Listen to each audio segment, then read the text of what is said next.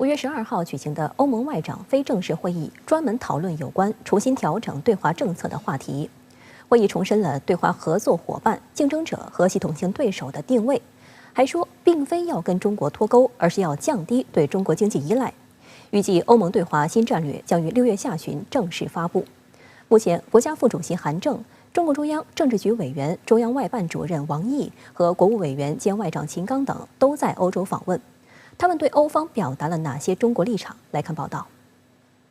5月11号，欧盟外交事务与安全政策高级代表博雷利向欧盟27个成员国发出了一份对华政策纲要草案，作为次日讨论之用。这份纲要草案提出，要重新界定对华关系的原因是中国外交政策发生的转变，以及中美竞争在地缘政治方面造成的重大影响。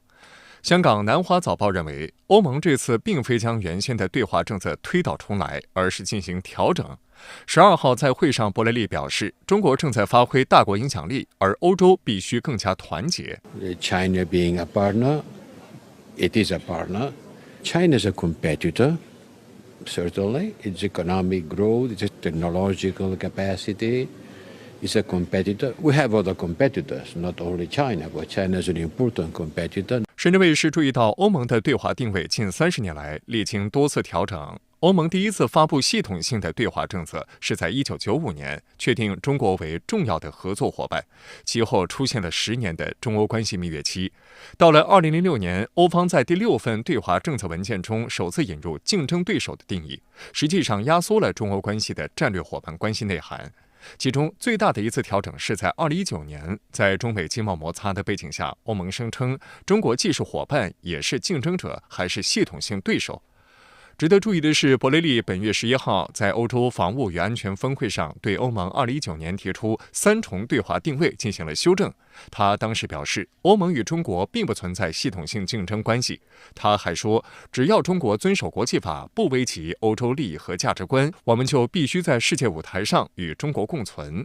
本月初，他在意大利出席一场活动时表示，欧盟不应该阻止中国崛起，因为不管你喜不喜欢，中国都会成为一个大国。外界注意到，博雷利是主导对华政策文本撰写的欧盟官员。他原本定于4月中旬访华，并举行第12轮中欧高级别战略对话。外界认为这一机制有助中欧互相增进理解，但后来博雷利宣布因感染新冠而推迟访华。他作为欧盟重要的一个负责外事的官员，他做出这样的表态呢，我觉得正面意义还是非常的大。特别是就是中国不是欧盟的系统性竞争对手这种说法，如果最终能够成为欧盟的共识，那就标志着中欧关系呢有一个质的变化了。他这个表态是一种风向性的东西。据香港南华早报披露的欧盟对华政策纲要草案，欧方认为在可能的情况下对华寻求合作，将促进欧盟的核心利益。博雷利12号也强调，调整对华政策不是要推动脱钩。We exchange with China 2.7 billion euros a day, so forget about decoupling. We present our models to the rest of the world. But we have to engage with China. I think the key word is engaging and reducing dependencies. 实际上，减少对华依赖、去风险这样的说法，近期在欧洲舆论场上多次被提及。纲要里还透露了一些具体的路线图，包括与第三方国家签署自贸协议，以及强化能源伙伴关系等，来制衡中国在经贸和气候变化领域日益增强的影响力。此外，纲要还提出要严审投资案，加强出口管制，并且将半导体、5G 和6G 通信、电池、原料和重要矿产资源列为至关重要的领域。分析指出，欧方这种提法深受美国脱钩断链的影响。5月9号，国务委员兼外长秦刚在与德国外长贝尔伯克举行的联合记者会上就提醒欧方，谈论去风险，首先要思考什么是风险，风险在哪儿。秦刚表示，中国绝不会干类似破坏北溪2号管道的事，中国对外输出的是保险，而不是风险。中欧双方都应该遵守国际贸易规则和契约精神，保持相互开放，不要把正常的经贸投资合作来扩大化、政治化，不要人为的干预市场经济。仍然是欧盟基于自身利益考量，就是尽管欧盟某种程度上也说我们要去风险，要摆脱对中国的过度依赖，但是对中国的投资却是有增无减。值得注意的是，欧盟的政策纲要草案评估认为，中美之间有零和博弈的风险，而欧盟不应该被卷入其中。博雷利强调，欧盟不赞同零和博弈，因此欧盟的对华政策必然与美方保持独立性。We Europeans, we have to have our own way of facing China. On the EU-US-China triangle, we are closer to Washington, certainly. But we have to have our own way, and we are working on that. 那么美国的片面的让中国脱钩这个损害实际上是很大的，各方也不能从中获出实质性利益。他认为，欧盟只有是独立的，站在中美之间，它可能才发挥最大的效应。如果倒向任何一边，可能欧盟的角色就会被弱化，利益也可能受到损害。外界注意到，继前阵子欧洲政要掀起访华潮之后，中方高层也进行密集回访。目前正在欧洲的就有国家副主席韩正、中共中央政治局委员、中央外办主任王毅和国务委员兼外长秦刚等。值得注意的是，在出席英国国王加冕仪式后，5月7号至12号，国家副主席韩正访问葡萄牙、荷兰，在与荷兰首相吕特会谈时，韩正指出，中欧之间没有根本利害冲突，更多的是优势互补。中方愿通过务实合作，推进中欧关系更好发展。会谈结束后，韩正与吕特共同参观了莫里斯皇家美术馆。访荷期间，韩正还分别会见了阿斯麦公司和阿克苏诺贝尔公司负责人，并考察了飞利浦公司阿姆斯特丹总部。11号，中共中央政治局委员、中央外事工作委员会办公室主任王毅在结束与美国总统国家安全事务助理沙利文的会晤后，在维也纳会见奥地利外长沙伦贝格。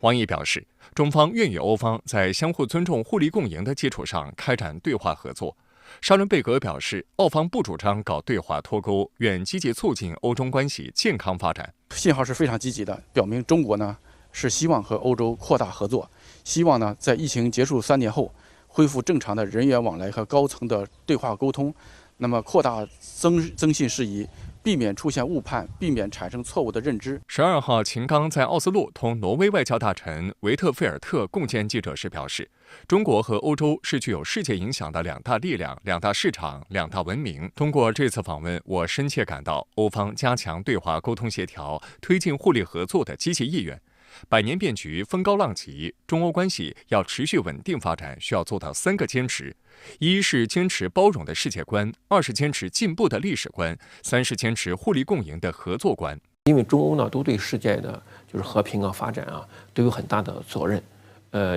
也都有呢很大的能力啊，所以通过他总结这3条呢我认为是双方应该是在很多问题上达成了共识啊，而且呢确实也是有很大的针对性啊，针对现在世界上的一些就是冲突啊、难以预测的一些风险啊，中欧呢达成这个共识呢应该说不仅对中欧双方，对世界都是一个非常积极正面的事情。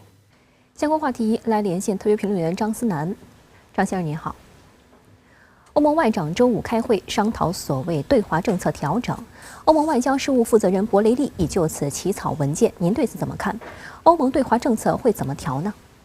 主持人好，这份文件由博雷利所领导的欧盟对外行动署拟定，我们可以理解为欧盟正在努力协调未来欧洲各国共同的对华政策路线图。作为一个超国家共同体，欧盟内各国对于中国的态度一向存在差异，其背后的主要因素就是经贸往来程度。但欧盟内部这种既有的对于中国问题的态度差异，正在因为俄乌冲突而发生变化。博雷利说，俄乌冲突给欧洲国家带来了生存威胁，因为这场冲突可能外溢，可能升级，甚至在某种情况下可能带来剧烈的不亚于30多年前的地缘变化。这是为什么欧盟对俄乌冲突拒绝持中立的态度。只不过问题在于，欧盟同时也拒绝中国持有中立态度。5月10日，德国外长贝尔伯克会见中国国务委员兼外长秦刚后，在联合记者会上公开宣称，中立意味着站在侵略者一边。博雷利甚至还声称要把中欧关系与乌克兰危机绑定。他放话称，欧盟与中国未来的关系直接取决于中国对于俄乌冲突的立场，或者说得更明白一点，取决于中国对于俄乌冲突的立场是否符合欧盟的立场。他们的说辞无疑是傲慢且幼稚的，因为中国的外交政策不是为欧盟而服务，中国的外交战略也不是仅着眼于欧洲，而是放眼整个欧亚大陆，放眼整个世界。遗憾的是，中欧围绕俄乌冲突的观点与立场分歧，正在影响甚至重塑欧盟对于中国的态度。这也是博雷利要求欧洲各国重新调整对华政策的一个近期动因。不过，根据目前我们能看到的资料，博雷利并非单纯对华施压，而是也提到欧盟要保持与中国开放的沟通渠道，要持续寻求与中国的建设性合作。文件强调，这有助于达至欧盟的核心利益。换言之，在这份新的路线图中，欧盟与中国之间既有矛盾，也存在合作的空间。为什么欧盟对华一边喊沟通合作，一边又在搞去风险施压？欧盟对华政策能在美方干扰下实现战略自主吗？我认为欧盟和美国不一样。事实上，在博雷利为欧洲各国拟定的对华政策路线图中，有一个关键词叫做去风险化。我注意到美国媒体倾向于以对抗性的角度来解读这个概念，认为这体现了欧盟对中国的不信任，体现了中国对于欧洲的所谓威胁。另一方面，去风险化本身也是国际政治制度化的一个重要概念。所谓去风险化，可以表述为一个预期的结果，就像我把你视为某种风险，也可以再描述一个过程，表明我想和你之间没有风险。而如果是一个过程，就是指双方通过沟通，通过构建体系、构建秩序框架的方式，来实现一个公平、透明、可预期的国家间关系。我在之前的评论中说过，欧美跨大西洋军事同盟的本质是美国向欧洲提供安全保障，作为交换，欧洲承认美国参与欧洲秩序架构的合理性与必要性。但这个交换注定是不平衡的。中国呼吁欧洲要有战略自主，或许首先需要一个外力存在，对美国形成某种制衡。某种意义上，俄乌冲突既是挑战，也是机遇。通过与中国达成去风险化的新秩序，消除美国构建的一系列战略陷阱，欧洲或许将迎来真正的战略自主。好的，谢谢张先生在线与我们分享您的观点，谢谢。乌克兰危机持续超过1年，仍在延宕升级，外溢效应持续显现。国际社会对停火止战、缓和局势的呼声越来越高。随着各方理性思考和声音的增加，在落实中乌两国领导人通话精神的基础上，中国派出特别代表下周起出访乌、波、法、德、俄5国，为推动政治解决乌克兰危机进行多方沟通。这位特别代表是谁？为什么选择了这5个国家？来看报道。12号，中方宣布，中国政府欧亚事务特别代表李辉大使5月15号起将赴乌克兰、波兰、法国、德国和俄罗斯5国访问，就政治解决乌克兰危机同各方进行沟通。此次中方代表赴有关国家访问，是中方致力于劝和促谈的又一体现，充分表明中方坚定站在和平一边。中方愿继续发挥建设性作用，在停火止战、开启和谈、避免局势升级等方面凝聚更多国际共识，为推动乌克兰危机政治解决做出中国贡献。深圳卫视注意到，派出中国政府欧亚事务特别代表赴乌克兰等国访问，是4月26号中乌元首通话中中方提出的重要动议，受到国际社会的高度关注。习近平当天在通话中对泽连斯基表示，中国不是乌克兰危机的制造者，也不是当事方。作为联合国安理会常任理事国和负责任大国，我们既不会隔岸观火，也不会拱火浇油，更不干趁机牟利的事。中方所作所为光明正大，对话谈判是唯一可行的出路。泽连斯基则感谢中方为乌克兰提供的人道主义援助，并欢迎中方为恢复和平通过外交手段解决危机发挥重要作用。乌克兰危机爆发以来，中方始终坚持劝和促谈。今年2月，中方发布了关于政治解决乌克兰危机的中国立场文件，俄乌双方以及欧洲多国都对此表示欢迎。值得注意的是，近日中国多名高级官员相继到访欧洲，在与欧方进行会见时，阐释中方涉及乌克兰危机立场，也成为其中的一项重要的内容。更值得注意的是，5月10号和11号，中共中央政治局委员、中央外事工作委员会办公室主任王毅同美国总统国家安全事务助理沙利文在奥地利维也纳举行会晤。新闻稿显示，双方就亚太局势、乌克兰危机等共同关心的国际和地区问题交换了意见。而正在欧洲访问的韩正和秦刚也都在会见时谈及乌克兰危机。中方强调，一以贯之的立场就是劝和促谈，推动国际社会形成政治解决危机的最大公约数。公开资料显示，此次将前往欧洲5国的中国政府欧亚事务特别代表李辉大使，今年70岁，具有近50年的外交工作经验。于2008年出任外交部副部长，并从2009年开始担任了10年的驻俄大使。值得注意的是，李辉在乌克兰也有一定的影响。2004年4月13号至15号，他曾以中国政府特使、外交部部长助理身份应邀访问乌克兰。乌克兰外交部在一份给美国全国广播公司的声明中称，基辅希望李辉对该地区较深的了解，能够有助于他与各方进行公正有效的沟通。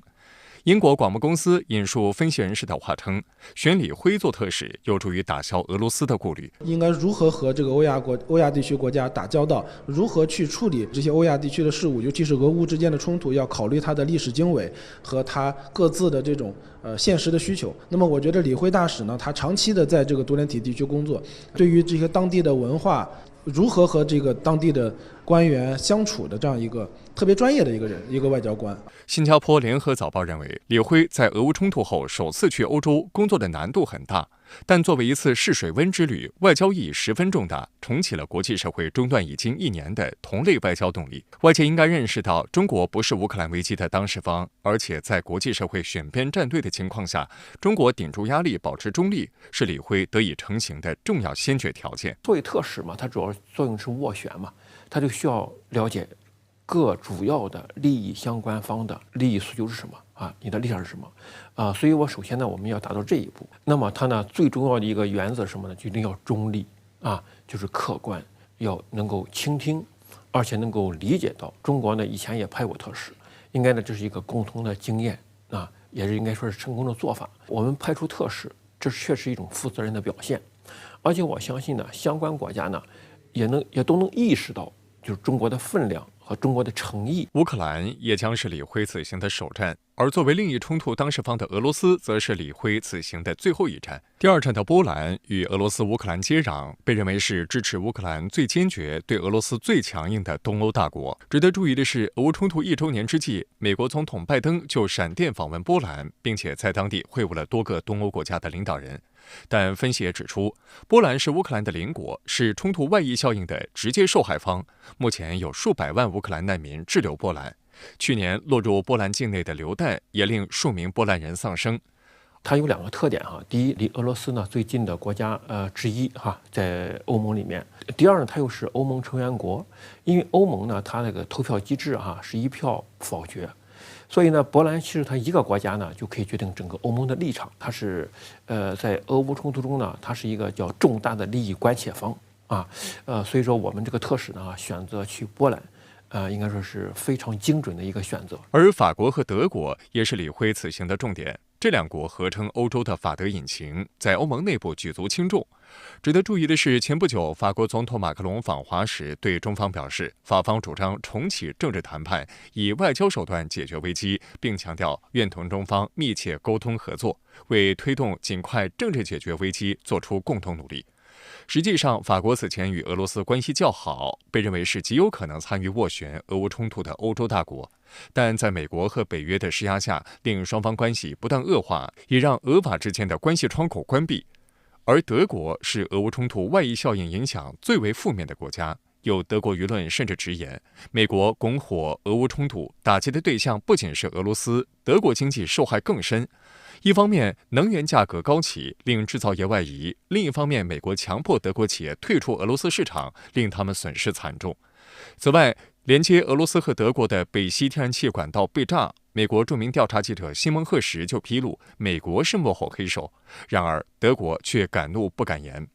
前不久，中国外长秦刚在德国与德国总理舒尔茨会面时，舒尔茨表示，德方重视中国的影响力和作用，愿意继续在俄乌危机等重大问题上与中方加强沟通。值得注意的是，随着共和党掌握具有拨款权的众议院，拜登也发愁未来对乌军援将上演无米下锅的窘境。加之美国债务危机不断升级，美方对关于政治解决乌克兰危机的中国立场文件的态度也在转变。最初不仅消极应对，甚至抹黑中国。3月下旬还曾扬言，国际社会必须拒绝一切俄罗斯在中国支持下要求乌克兰停火的举动。但到了5月3号，布林肯在华盛顿邮报主办的一场活动上，主动给中方立场文件点赞，称中乌领导人通话是一个积极的进展，还表示中国是一个有重大影响力的国家。美国前国务卿基辛格本月7号在接受哥伦比亚广播公司采访时就认为，有了中国的劝和促谈，乌克兰危机可能正在接近一个转折点。Now that China has entered the negotiation, it will come to a head. I think by the end of the year, we will be talking about negotiating processes and even actual negotiation. 关键点呢，就是怎么样迅速的实现停火。只有停火呢，才能降温，就现在呢面临的一些问题，才有解决的条件。谈判的难度呢，就是主要是要排除域外的干扰和影响。也有观察指出，拱火俄乌冲突的势力将对中国派出特使进行暗中使坏。外界也注意到他们从中作梗的一些迹象，例如近1个月来俄乌形势不断变化，克里姆林宫遭无人机袭击，近日英国又突破底线援乌风暴之影远程导弹，这都让俄乌和平前景蒙上阴影。当地时间13号，7国集团财长结束为期3天的会议，本来宗旨是讨论全球主要发达经济体的财政和金融问题的7国集团系列会议，近年来沦为推动阵营对抗的工具。今年，在主办国日本的推动下，应对中国的所谓经济胁迫就成为主要议题。人民日报指出，一国或一个国家集团号令天下的时代已经过去了，沉迷于搞小圈子，7国集团的影响力只会更趋式微。据悉，7国集团财长会后的声明并未直接提及减少对中国与俄罗斯的依赖，但美国财长耶伦与日本财务大臣铃木俊一会面后表示，俄乌冲突的溢出效应以及新冠大流行造成的影响清楚表明供应链多元化和具有弹性的重要性。多家外媒则报道称，7国集团财长讨论了通过减少对中国的过度依赖来提高全球供应链弹性的必要性。德国财政部长林德纳则表示，德国等国家希望减少对中国的依赖，并表示在这方面新兴国家和低收入国家开始发挥作用。路透社引用一名日本官员的话说，主席国日本列出了一长串的问题单供各国讨论，其中许多都与中国有关。日本希望会议通过一份强有力的声明，争取与中低收入的国家合作，推动供应链去中国化。不过，报道中提及7国集团是否能够说服新兴经济体参与建立一个不那么依赖中国的供应链，目前并不确定。其中不少国家在美国利率持续升高的过程中受到波及，他们拖欠的美元债务随着利率的上涨而增加。野村综合研究所经济学家木内登英担忧，讨论的议程显示7国集团的政治化倾向越来越严重，他关注的焦点是对抗中国。而根据日经亚洲今年3月的报道，7国集团今年的广岛峰会将寻求在成员国之间建立一个重要的战略物资供应链。这个概念是要把美日或美欧等个别建立的国际供应链安排扩大到涵盖所有7国集团成员国，目标是稳定芯片、稀土和其他对经济安全日益重要的商品供应。日本在过去2年时间内，实际上一直在炒作供应链问题，而指向就是中国。它表面上在搞这个供应链多元化，搞这个保证供应链的稳定，实际上就是要去中国化。我们知道中日之间的这个经贸往来，包括这个科技合作，其实一直都非常紧密。它搞一个去中国化的一个供应链，实际上与这个供应链多元化完全是相悖的。值得注意的是，就在7国集团广岛峰会前夕，日本外相林芳正和北约秘书长斯图尔滕贝格分别在接受媒体采访时确认，双方正就北约在日本开设联络处进行磋商。对此，外交部发言人在12号的例行记者会上回应称，亚太地区不是北大西洋地理范畴，也不需要建立亚太版北约。同时，外界也很关注日本是否真的要充当北约亚太化的急先锋。由于近代军国主义侵略那段历史，日本的军事安全动向一直备受亚洲邻国和国际社会关注。我们敦促日方认真汲取历史教训，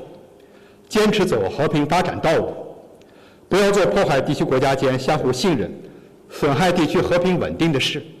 近期，美国财政部长耶伦在七国集团会场再次谈及中国的所谓经济胁迫。有消息称，七国集团领导人还将在下周峰会发表一份声明，对中国在海外交易中使用经济胁迫表示担忧。Obviously, it would be most effective if there's coordinated action by a group of like-minded countries and agreement that this is a useful approach. I believe it would be narrowly scoped and targeted at technologies where there are clear national security implications. 据路透社引述消息人士的话称，七国集团峰会的主要声明将包括一个专门针对中国的部分，措辞预计将比过去七国集团峰会发表的声明更具体明确。日本是这7个国家当中炒作经济安全、炒作经济安保最早的国家，而且他又想占有所谓的自由贸易这样的一个道德制高点以及规则制定权的制高点。那这次其实我们就会看到他的这个经济安保议题的这个背后，与他不断主张的这个所谓的自由贸易就有矛盾之处。这样的一个基于相悖产生的这样的一个文件，它最后在执行上一定会出现一些扭曲的情况。外界注意到，七国集团峰会的边会期间，诺贝尔经济学奖获得者约瑟夫·斯蒂格利茨警告称，美国对中国的敌对政策有可能使世界分裂成2个阵营。斯蒂格利茨警告说，美国国内2党间相互竞争，对中国采取强硬态度，可能会破坏国际合作。他还提议让其他七国集团国家试图说服美国施压，别那么做。他说，我们可能处于某种战略竞争中，但这并不意味着我们必须如此敌对。斯蒂格利茨同时敦促西方应当投资发展中国家，而非采取说教的态度。他批评西方对发展中经济体投资很少。有类似观点的不止斯蒂格利茨一人。据路透社报道，一位德国政府消息人士也表示，七国集团峰会并不寻求结成联盟对抗中国。与会者普遍认为，峰会的重点应该是降低风险，而不是将经济投资与中国脱钩。实际上，在这个西方内部反对现任政府的对华做法的声音一直都存在，而最近随着他们内部经济出现问题，这种声音变得越来越大。但是，其实我们也不能高估这些声音对这些华盛顿政客的影响力，我们也不能低估华盛顿政客继续对中国经济胁迫的这种决心。实际上，我们要在听到这种声音的同时，还是要更加专注于防范华盛顿政客对中国到底具体会采取哪些反华的一些经济措施。事实上，全球经济前景已被高通胀、美国银行倒闭和美国债务危机蒙上了阴影。美国财政部长耶伦12号警告，距离美债违约仅有880亿美元，美国有可能出现自1789年以来的首次债务违约。事关美债信用和美元基石问题，拜登也不敢疏忽。他9号暗示，如果债务上限谈判没有取得进展，他可能将取消七国集团峰会行程。此后也有媒体爆出，拜登可能以视频讲话代替实体出席，引发主办方日本的高度担忧。不过，美国白宫发言人当地时间12号在记者会上表示，拜登于17号前往日本参会的计划目前没有改变。The president will travel on Wednesday next week. The president will travel to Hiroshima, Japan to attend the G7 Leaders Summit, May 18th to the 21st. The president and G7 leaders will discuss a range of the most pressing global issues. 相关话题来连线特约评论员孙兴杰。孙先生您好。七国集团广岛峰会召开在即，日本小动作不断。会场内谈中国经济胁迫，会场外引北约在东京开设联络处。中国外交部发言人质疑日方是否要充当北约亚太化急先锋，您对此有何观察呢？北约的亚太化和亚太的北约化相互强化，亚太的地缘政治局势更加的复杂，阵营化的态势更加明显。从北约的角度来看，在东京开设办事处，意味着北约对亚太事务的介入更深，而且更加的制度化，突破北约的地理范围。北约在亚太常态性的存在的话，那北约还是北约吗？北约在前几年还面临着生存合法性的问题。特朗普说北约过时了，马克龙说北约脑死亡了。而俄乌冲突爆发之后，北约不仅被激活了，而且扩大了。芬兰已经加入北约，只待最后确认的瑞典也随时会加入。对北约的质疑因俄乌冲突而减少了。北约一步跨到东北亚地区，要做什么呢？推动北约亚太化的动力来自于美国的印太战略。美国试图将北约引入到亚太地区，借助北约这一全球最大的军事同盟体系来围堵中国。问题就在于北约成员国并不在亚太地区。在过去1-2年中，日本、韩国加强了与北约的合作，包括设立常驻北约代表。日本与北约商讨开设东京办事处，则是进一步加强与北约的合作。以俄乌冲突作为由头，引入北约，日本将扮演北约亚太化的前锋。至于日本会借助北约实现何种目标，那北约似乎也是难以掌控的。与此同时呢，日本还是亚太北约化的推手，包括美日澳印4方机制、日韩和解之后的美日韩3边合作等等。